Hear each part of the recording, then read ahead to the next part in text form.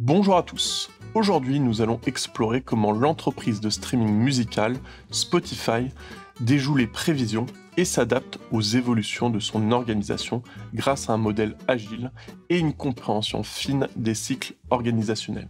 Pour cela, il est d'abord essentiel d'expliquer comment évoluent les organisations grâce au modèle des cycles de vie de Green.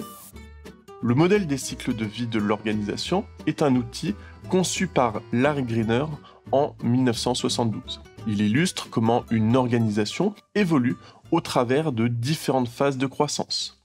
Sur l'axe des abscisses, nous retrouvons l'âge de l'entreprise, son évolution dans le temps, et sur l'axe des ordonnées, la taille de l'entreprise. Chaque phase du modèle de Greener est ponctuée par des crises qui nécessitent adaptation et transformation en interne. Ces crises, bien que souvent source de tension, constituent aussi une opportunité de croissance et d'innovation pour l'entreprise. Pour comprendre le fonctionnement de ce cycle organisationnel, je vous propose de décrire chacune des phases proposées par Larry Greener. Commençons par la première phase, qui est la phase de créativité. C'est une période excitante où l'innovation et la passion dominent au sein de l'organisation. Ici, les salariés sont motivés, passionnés. Cependant, cette phase se termine par une crise de leadership qui apparaît souvent car les compétences des managers, des salariés, doivent maintenant remplacer une simple intuition entrepreneuriale. L'entreprise doit se structurer autour de cadres, d'encadrants, de gestionnaires. Après la phase de créativité, nous venons à la phase de direction, où la structure va se formaliser avec une hiérarchie qui va progressivement prendre forme, ce qui va amener ensuite à une nouvelle crise qui sera la crise d'autonomie. Ici, l'entreprise doit aussi évoluer, généralement en décentralisant le pouvoir pour rendre les équipes de plus en plus autonomes, ce qui va nous conduire à la phase suivante. La phase suivante est la phase de délégation. L'autonomie accrue des équipes va générer une nouvelle crise qui sera cette fois-ci la crise de contrôle. Les entreprises doivent ici trouver un équilibre entre la liberté et l'autonomie des équipes et la supervision nécessaire pour la bonne organisation de la structure. Des tensions qui aboutissent généralement à une réorganisation des structures de contrôle. Une fois le contrôle établi au sein de la structure, c'est la bureaucratisation qui pousse l'entreprise à une nouvelle crise. Les structures doivent maintenant combattre la rigidité bureaucratique excessive en cherchant à réintroduire de la flexibilité et de l'innovation dans leur processus.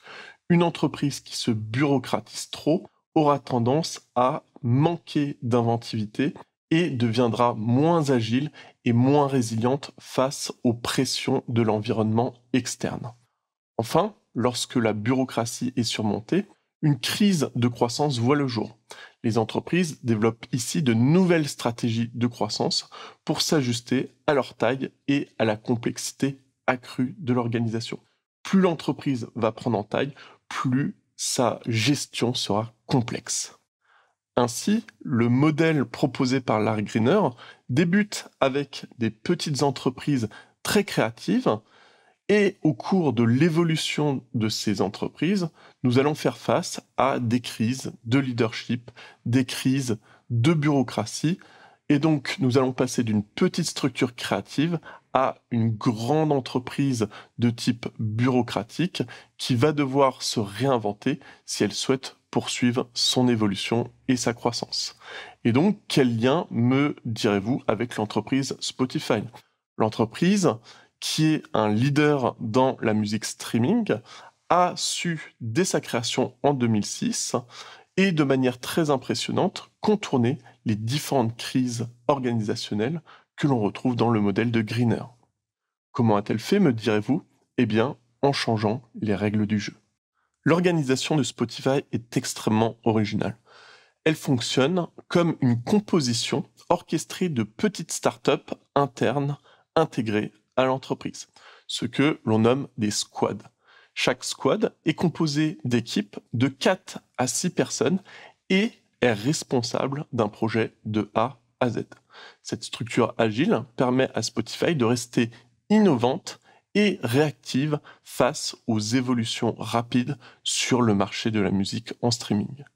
Contrairement aux prévisions classiques de Greener, Spotify semble être emprisonné dans une éternelle phase de créativité. L'entreprise conserve une dynamique agile, généralement réservée aux startups, même à grande échelle. Cela leur permet d'éviter, ou du moins de retarder, la crise de leadership que pourrait imposer une gestion plus centralisée. Les squads sont habilités à prendre des décisions sans avoir besoin d'une validation systématique de la part de la direction. Tant que le travail reste aligné sur la stratégie globale de l'entreprise, les décisions des squads peuvent être prises en autonomie.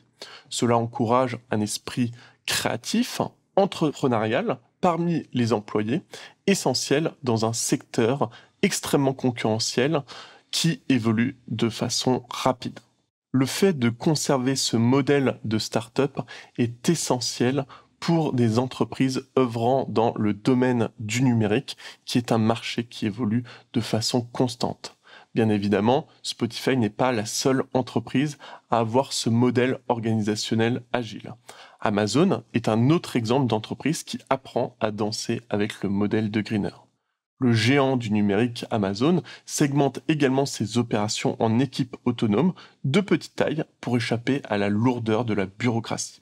Ils appellent cela le Two Pizza Teams, de petites équipes capables de nourrir leurs membres de 2 pizzas.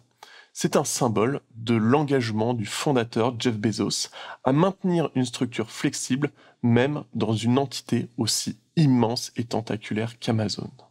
En conclusion de cette vidéo, il est important de rappeler que des entreprises comme Spotify peuvent refuser la fatalité de leur modèle organisationnel en redéfinissant ce que signifie être une grande entreprise. En adoptant un modèle organisationnel plus souple, plus agile, plus flexible dès le départ, les entreprises peuvent ignorer certaines crises traditionnelles que l'on retrouve dans les organisations, les crises de leadership, de bureaucratie. Ainsi, Spotify démontre comment une stratégie bien pensée peut permettre même aux plus grandes entités de rester innovantes et adaptatives. Pour finir, nous pouvons nous questionner sur la pertinence du modèle des cycles de vie de Greener. À mon sens, il s'agit d'un modèle qui reste pertinent pour anticiper les obstacles, mais aussi pour les dépasser. De grandes entreprises comme Spotify et Amazon nous rappellent que l'innovation organisationnelle continue est possible, même pour des entreprises de très grande taille. En fin de compte, il ne s'agit pas simplement pour une entreprise de croître, mais de croître de façon intelligente en faisant face aux obstacles. Je vous remercie d'avoir suivi cet épisode sur les cycles de vie des entreprises. N'oubliez pas de commenter et de suivre mes autres vidéos. Je vous dis bonne journée et à bientôt.